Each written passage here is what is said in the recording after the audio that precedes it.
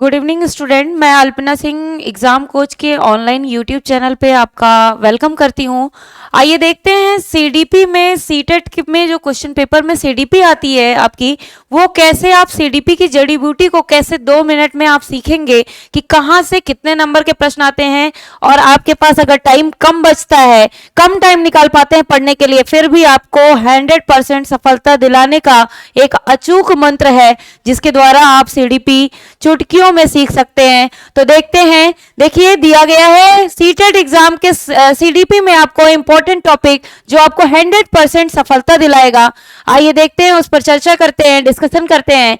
दिया गया है, देखिए पहला टॉपिक आपका कौन कौन से टॉपिक से कैसे प्रश्न आते हैं उसी के बारे में है। तो यहां दिया गया है पहला टॉपिक ही कि ग्रोथ एंड डेवलपमेंट के बारे में। तो देखिए जब भी बात की जाती है ग्रोथ और डेवलपमेंट की, तो यहां से प्रश्न श्योर रहता है कि आता ही आता है। वृद्धि व विकास वाला चैप्टर जो है, या तो आता है दोनों में अंतर, या तो आता है सिद्धांत। जब आप विकास के सिद्धांत पढ़ते हैं तो उसमें आपको 12 सिद्धांत मिलते हैं। उस 12 सिद्धांत में से एक सिद्धांत की श्योरिटी रहती है कि आपके पेपर में वहां से क्वेश्चन में पेपर में आते ही आते हैं प्रश्न। आइए देखते हैं अगला टॉपिक। तो ये आपका 1 नंबर फिक्स कहां से हो गया, वृद्धि व विकास के सिद्धांत से 1 से 2 नंबर के क्वेश्चन आते हैं। कभी अंतर आ जाता है और कभी सिद्धांत, दोनों प्रश्न आ जाते हैं। आइए देखते हैं दूसरा टॉपिक जिस पर चर्चा करते हैं कि कौन से प्रश्न आते हैं। स्टेजेस ऑफ डेवलपमेंट, अवस्था किसकी होती है, विकास की अवस्था से आता है, जिसमें आप पढ़ते हैं शैशवावस्था, बाल्यावस्था के बारे में। तो जब भी बात की जाती है शैशवावस्था, बाल्यावस्था की, यहां से प्रश्न आते हैं। शैशवावस्था की अवधि, बाल्यावस्था की अवधि, किशोरावस्था की अवधि, इसमें भी उपावस्थाएं पाई जाती हैं, तो वहां से प्रश्न आते हैं।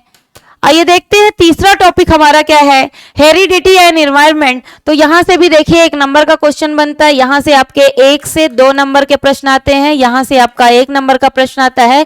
यहां आप अपनी काउंटिंग भी कर सकते हैं कितने नंबर के प्रश्न बन रहे हैं।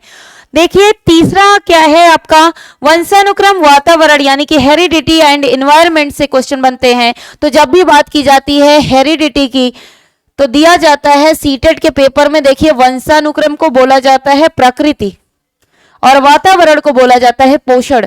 तो इस वाले चैप्टर से भी आपका क्या होता है, 1 नंबर फिक्स होता है, श्योर होता है। आइए बढ़ते हैं अगले टॉपिक की तरफ, सोशियोलाइजेशन। आपने इसमें बहुत सारे प्रश्न देखे होंगे, प्राथमिक इकाई, प्राथमिक एजेंसी, समाजीकरण की। तो यहां वाले टॉपिक से भी आपका कितने नंबर का क्वेश्चन बनता है, 1 नंबर का प्रश्न बनता है सोशियोलाइजेशन या समाजीकरण से, जिसमें ऑप्शन दिया होता है आपका घर, परिवार, विद्यालय, मीडिया। तो आपका 4 टॉपिक है जहां से आपको 5 से 6 नंबर के क्वेश्चन देखने को मिले हैं। आइए देखते हैं 5वें टॉपिक को। 5वां टॉपिक जो आपका दिया गया है वो दिया गया है कॉग्निटिव डेवलपमेंट के बारे में, यानी कि आपके किसके बारे में दिया गया है, संज्ञानात्मक विकास के बारे में दिया गया है। तो संज्ञानात्मक विकास का सिद्धांत किसने दिया है, आप बताएंगे, जीन पियाजे ने दिया है। और जीन पियाजे के थ्योरी से आपका जो प्रश्न बनता है वो देखिए 1 से 2 नंबर का आता है।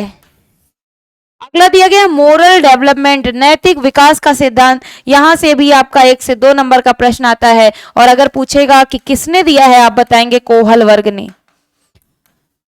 तो बिल्कुल आपके सीडीपी में जीन पियाजे, कोहल वर्ग और वाइगॉत्स्की सीडीपी की जान है, इसीलिए 6 नंबर के प्रश्न यहीं से बनते हैं। बिल्कुल इसे पढ़ना बिल्कुल मत भूलिए। आइए देखते हैं अगले टॉपिक के बारे में, सोशियो कल्चरल थ्योरी के बारे में दिया गया है, जो कि सोशल और कल्चर दोनों को व्यक्त करता है। सामाजिक सांस्कृतिक विकास का सिद्धांत, जो कि दिया किसने है, लेओ वाइगॉत्स्की ने दिया है। लेओ वाइगॉत्स्की का यह सिद्धांत है। यहां से भी आपके 1 से 2 नंबर के प्रश्न बनते हैं। और ओवरऑल मिलाकर के अगर आप देखेंगे तो इन 3 सिद्धांत से 5 नंबर के प्रश्न बनते हैं। आइए देखते हैं अगले टॉपिक के बारे में। अगला टॉपिक क्या कहता है, तो देखिए आपके स्क्रीन पे 8वां टॉपिक नंबर दिया गया है, एनईपी 2020, जो आपकी नई शिक्षा नीति है। देखिए नई शिक्षा नीति 2020 जो आपकी न्यू एजुकेशन पॉलिसी बन गई है, नेशनल एजुकेशन पॉलिसी बन गई है, इसके बारे में यहां से जब भी क्वेश्चन आता है तो 90% जो प्रश्न आते हैं वो आता है या एक विषय को शामिल करता है या बहुत सारे विषय को शामिल करता है। तो आप बताएंगे यह बहुत सारे विषयों को शामिल करती है, बहुविषयक होती है। तो आपका एनईपी 2020 पढ़ने के बाद आप देखेंगे कि यहाँ से जो प्रश्न आते हैं वो आपके सीडीपी में भी आते हैं, हिंदी में भी आते हैं और मैथ्स में भी आते हैं, संस्कृत में भी आते हैं। हर सब्जेक्ट में एनईपी से क्वेश्चन आता है। अगला दिया गया है आरटी 2009, राइट टू एजुकेशन 2009, शिक्षा का अधिकार अधिनियम, शिक्षा का अधिकार अधिनियम। यह अधिनियम बना था 2009 में और यह लागू किया गया था 1 अप्रैल 2010 को, 1 अप्रैल 2010 को। आइए देखते हैं अगला टॉपिक। तो यहाँ पर एनईपी से 1 नंबर का क्वेश्चन जरूर आता है, आरटी से आपके 1 नंबर का क्वेश्चन आता है। अगला दिया गया एनसीएफ 2005। तो एनसीएफ राष्ट्रीय पाठचर्या की रूपरेखा 2005 से भी 1 नंबर का प्रश्न बनता है। देखते हैं अगला क्या दिया गया है, सीसीई। आपके पेपर में मूल्यांकन आकलन बहुत पूछा जाता है। तो सीसीई वाला क्या कह रहा है, सतत और व्यापक मूल्यांकन की बात कर रहा है, कॉन्टिन्यूअस एंड कॉम्प्रिहेंसिव इवैल्यूएशन की बात कर रहा है। यहां से भी आपका 1 नंबर का क्वेश्चन बनता है। तो देखते हैं अगला टॉपिक क्या है।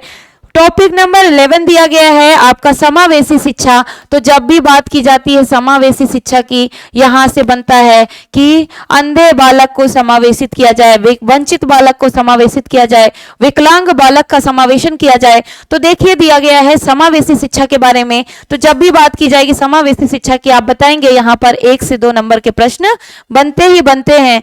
अगला दिया गया है जेंडर के बारे में, लैंगिकता। एक चैप्टर दिया गया है लिंग संबंधी मुद्दे या समाज में लैंगिक मुद्दे, समाज में लैंगिक मुद्दे। यहां से आपको 1 नंबर का क्वेश्चन श्योर है मिलता है, जिसमें आपसे पक्षपात के बारे में पूछता है या रूढ़िवादिता के बारे में पूछता है। तो जब भी आप पढ़ेंगे पक्षपात और रूढ़िवादिता पढ़ना बिल्कुल ना भूलें। अगला टॉपिक दिया गया मोटिवेशन, अभिप्रेरणा के बारे में। यहाँ पर अगर आप सिलेबस ही डिस्कशन करते हुए देख लेते हैं, सिलेबस डिस्कस देख लेते हैं, तो उसी में आपके 4-5 नंबर के क्वेश्चन सही हो जाएंगे। तो देखते हैं मोटिवेशन के बारे में क्या कहा गया है कि मोटिवेशन जो होता है 2 प्रकार का होता है, आंतरिक और बाह्य। आप बताएंगे आंतरिक वाला सही होता है और बाह्य वाला सही नहीं होता है। आंतरिक वाला आपका पॉजिटिव है और बाह्य वाला नेगेटिव है। अगला देखिए, अगला टॉपिक दिया गया है असेसमेंट एंड इवैल्यूएशन, आकलन और मूल्यांकन। तो देखिए आकलन और मूल्यांकन से भी प्रश्न बनते हैं, जो कि आपका क्या आता है, यहाँ भी 1 से 2 और 2 से 3 नंबर के प्रश्न बन जाते हैं आपके पेपर में।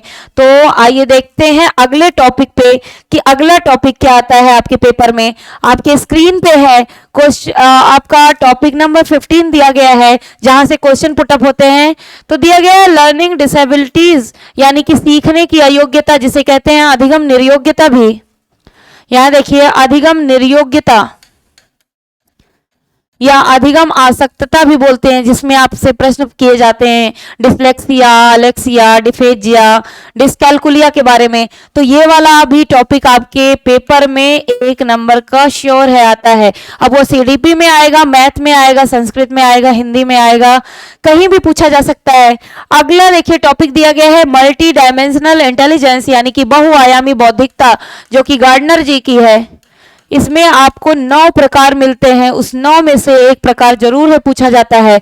अगला देखते हैं, अगला टॉपिक दिया गया है इसमें progressive and child centred education के बारे में, जो कह रहा है प्रगतिशील और बाल केंद्रित शिक्षा।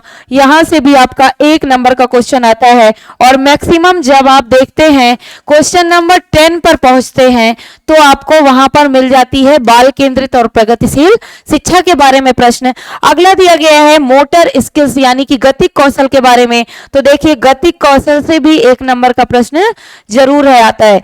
तो देखिए गतिक कौशल में जो चीजें कही गई हैं, एक आता है आपका सूक्ष्म और एक आता है स्थूल, यानी कि फाइन मोटर स्किल, और आपका आता है ग्रॉस मोटर स्किल।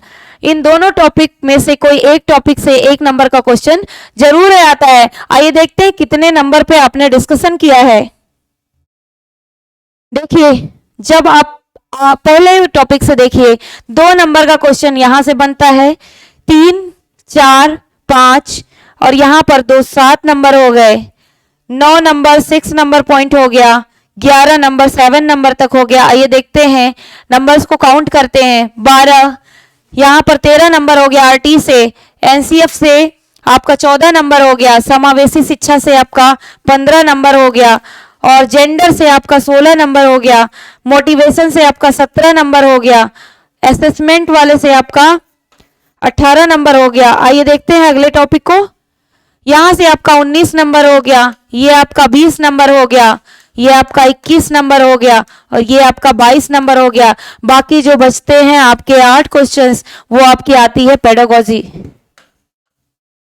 जो आपके लिए बहुत इजी होती है। बस आपको पढ़ के उसका जवाब देना होता है कि बच्चे किस प्रकार सीखते हैं, किस प्रकार सोचते हैं। एक अध्यापक होने के कारण आप क्या करेंगे, इस टाइप के प्रश्न पूछे जाते हैं। तो देखिए, ये थी आपके सीडीपी की जड़ी बूटी, जो आपके लिए काफी हेल्पफुल है और कहाँ से आपको बिल्कुल भटकने नहीं देगी। बिल्कुल इसी सब टॉपिक्स पे अगर आप तैयारी कर लेते हैं तो आपको पास होने से, सफल होने से कोई भी नहीं रोक सकता है। आज के लिए इतना ही। Thank you. आगे ऐसे ही वीडियोस के साथ फिर मिलेंगे।